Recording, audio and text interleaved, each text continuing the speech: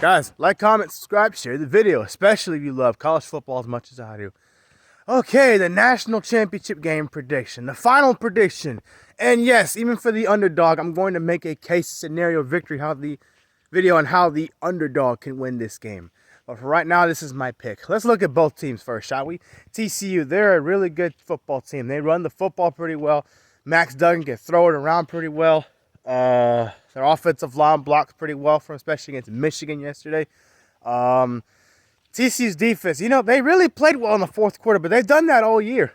They get crucial stops, and they end up winning the game with their offense in the fourth quarter because their defense gets crucial stops. So I'm not surprised. They're a dangerous team. They're a really good second-half team. They're actually better than Michigan is in the second half, to be honest with you. That's just the way it is. Yeah, I'm a Michigan fan admitting that. Georgia, really good football team, too. They run the football very well. They throw the football. They sling it everywhere with their quarterback, Stetson Bennett. Their defense, very smash-mouth, very physical. They're good at getting stops when they need to. But their pass defense is not very good. Obviously, they give up a lot of big plays.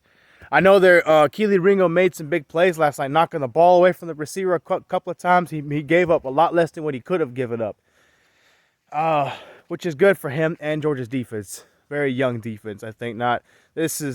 You're replacing a lot of defensive starters from last year's defense that Georgia had. That was far more dominant, but this is still a good defense. This is such a hard prediction. I went back and forth with myself after the championship game. I spent at least 2 hours, 2.5 hours trying to come up with this pick. And it pains me to say this because I like Texas and I like Michigan. And this team beat both my teams. Ugh. Just kidding. I have to go with TCU. I haven't picked them to win a big game all year. That's the messed up part. Except the Big 12 championship, which they failed me in. I did pick them to win that. I have to go with TCU. Look, they've beaten everybody they've played. Clearly, one of the best teams in the country. Great offense. Defense is good in the fourth quarter. I guess you could say the only advantage Georgia really has are the athletes. But still, TCU's good, man. They got something special going on over there. You know what? I don't think this is a one-hit wonder deal with TCU. I really don't think so, because when a coach instills that much into their culture and develops them that much, they're looking to own the Big 12 for a long time. So, on paper, you have to pick Georgia because of the athletes they have. There are a bunch of five-star athletes on that team, and TCU doesn't quite have that.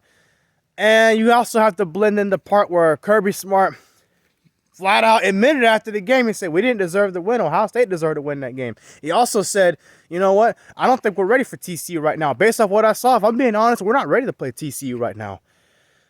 You have to pick Georgia, but TCU's just been that team. It's their year. Georgia had their year last year.